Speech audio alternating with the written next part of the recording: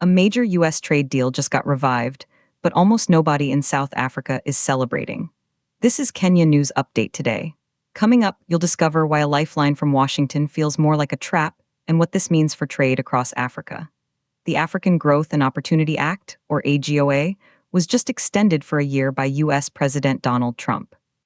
For a quarter century, this deal gave African products like cars, fruit, and wine tariff-free access to the massive U.S. market. It was a game changer. But here's the twist. The champagne corks aren't popping in South Africa. In fact, the response is shockingly muted. Why? Because the benefits have largely evaporated under the current Trump administration. Meet the analysts watching this drama unfold. Eckhard Naumann is an independent economist with the Trade Law Center. Donald McKay is a director at XA Global Trade Advisors. For them, this isn't a victory, it's a warning. But here's what nobody's talking about. The real reason Trump signed this extension. It wasn't for Africa. The AGOA renewal was tacked onto a wider bill to keep the U.S. government funded. Trump signed it into law because of the urgency of keeping his own government ticking over, not because of AGOA. The deal had actually expired last September. Many thought it was dead. Then Congress tried a 3-year extension. The White House under Trump would only agree to 1 year, so we got a stopgap measure, backdated to last September and running only until the end of 2026. And then something shocking happened. Punitive tariffs from the Trump administration are overriding everything. Last year, Trump slapped a 30% duty on South Africa as part of his global, reciprocal tariffs on April 2nd, which he calls Liberation Day. He also applied a 25% tariff on vehicle imports.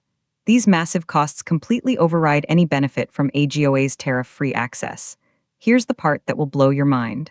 There's a lurking suspicion that Trump could still explicitly kick South Africa out of the revived AGOA anyway. The legislation allows for an out-of-cycle review of a country's eligibility. Given the long list of grievances Trump has against South Africa, mostly unrelated to trade, analysts strongly suspect the country would not pass such a review. It could happen by presidential decree at any moment. So what does this mean on the ground? For South African businesses, this short-term renewal offers some duty relief for goods already shipped to the U.S. since last September.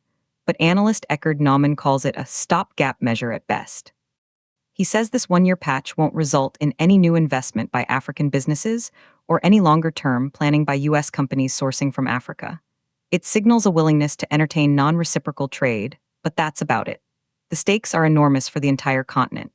AGOA was a pillar of U.S.-Africa trade policy. Its uncertain future under the Trump administration creates a cloud of instability. Some see it as a relief that the program wasn't killed entirely. Others see it as a hollow gesture, a political maneuver wrapped in a trade deal. The tension is clear. Is this the beginning of a reformed partnership, or is it just a temporary pause before more protectionist measures? But if this deal is so useless now, why even bother? That's the unanswered question hanging over every exporter from Nairobi to Cape Town. The impact is a continent caught in a geopolitical crossfire. The controversy is whether to be grateful for the crumbs or demand a real seat at the table. Do you think African nations should accept these short-term deals from the Trump administration or push harder for long-term reform? Drop your take in the comments.